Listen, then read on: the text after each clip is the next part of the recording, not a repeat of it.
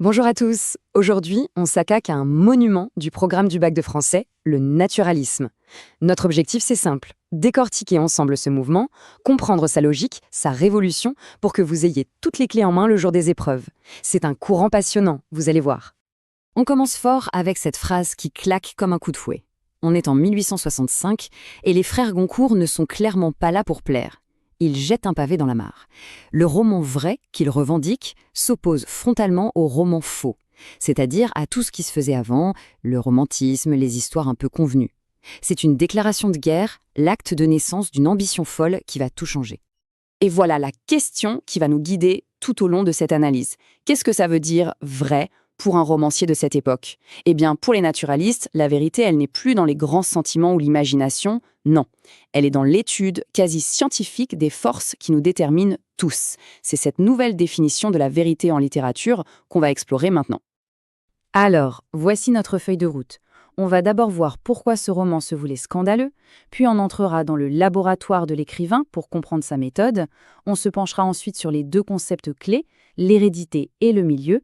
Après ça, on verra comment tout ça fonctionne concrètement dans les textes, et on terminera bien sûr avec des stratégies concrètes pour le bac. C'est parti. Première étape, les fondations. Le naturalisme, c'est avant tout une nouvelle posture pour l'écrivain.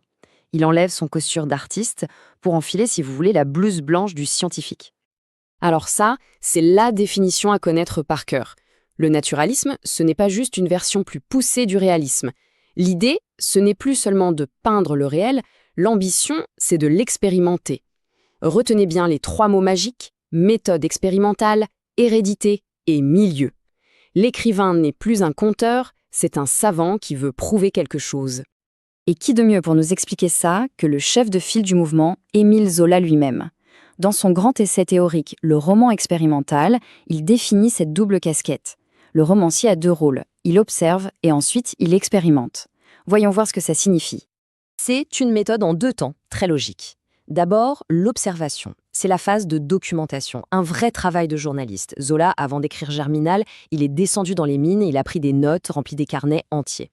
Et puis, phase 2, l'expérimentation. Le roman devient son laboratoire. Il prend des personnages qui ont une certaine hérédité, les plonge dans un milieu précis et il observe ce qui se passe, presque comme un chimiste qui mélange deux produits.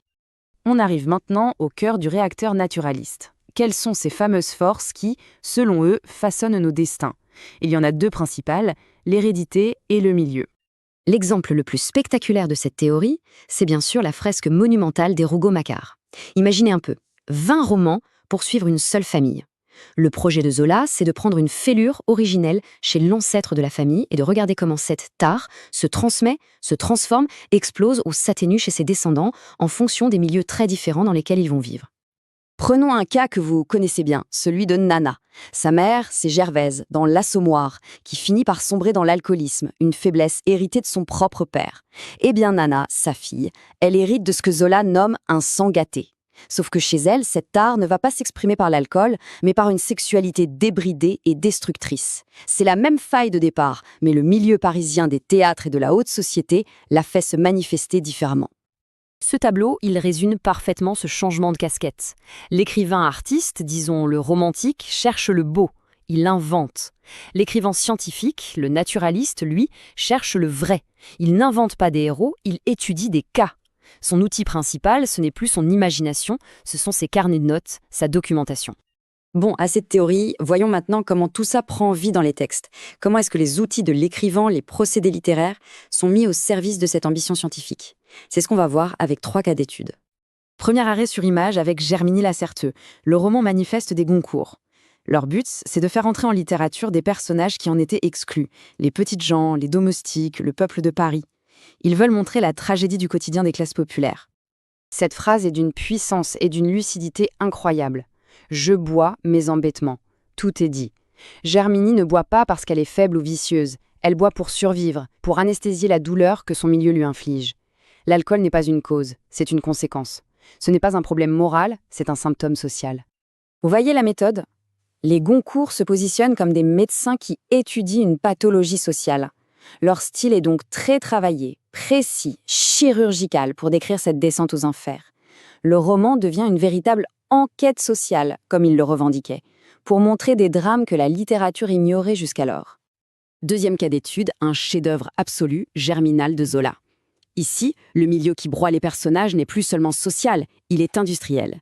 C'est la mine, une force titanesque et dévorante. Écoutez bien la description de la mine que Zola surnomme le Voreux. Il ne se contente pas de décrire un bâtiment industriel, non. Il transforme la mine en un monstre, une créature vivante et affamée qui avale les hommes. Et c'est là qu'on touche au génie de Zola, c'est un point capital. Pour être plus vrai, pour que l'on ressente ce que ressentent les mineurs, Zola utilise des outils qui ne sont pas réalistes. La personnification, le champ lexical de l'ogre, une atmosphère presque fantastique. Il fait ça pour nous faire comprendre de l'intérieur, l'aliénation, la peur de l'homme face à cette machine qui le dévore. C'est ça la puissance épique du naturalisme. Dernier cas, on change radicalement de décor. Bienvenue au Bonheur des Dames, dans le temple de la consommation naissante, le grand magasin parisien. Zola va nous montrer l'envers du décor de ce nouveau capitalisme triomphant. Là encore, la métaphore est incroyablement puissante. Le lieu du désir, de la mode, est décrit avec le vocabulaire de la guerre. Champs de bétail, massacre, carnage.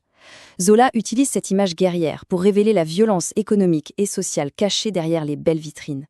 Bon, maintenant qu'on a bien cerné la théorie et la pratique du naturalisme, la question que vous vous posez tous, comment on utilise ça intelligemment le jour du bac? C'est le moment d'être stratégique. Pour le commentaire composé, voici une méthode en 4 temps qui fonctionne à tous les coups. 1. Vous analysez le texte en mode détective. Vous cherchez les indices du naturalisme. 2. À partir de ces indices, vous construisez une bonne problématique. Par exemple, comment ce passage révèle-t-il le regard scientifique de l'auteur? 3. Vous bâtissez un plan solide qui répond à cette question.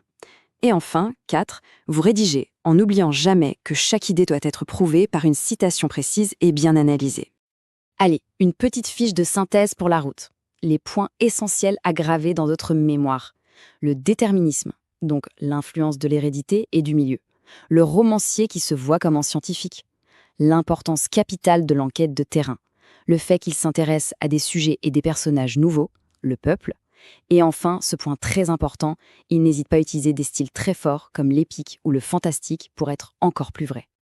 Et on va se quitter sur cette question, une question ouverte, cette grande ambition de faire du roman l'égal de la science. Est-ce que c'était possible? Probablement pas.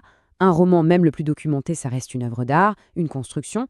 Mais c'est en essayant d'atteindre cet idéal impossible que les naturalistes ont complètement réinventé le roman. Et ils nous laissent avec cette question fondamentale, qui est toujours d'actualité. Comment la littérature peut-elle dire le réel? Voilà, je vous laisse méditer là-dessus. Bon courage pour vos révisions.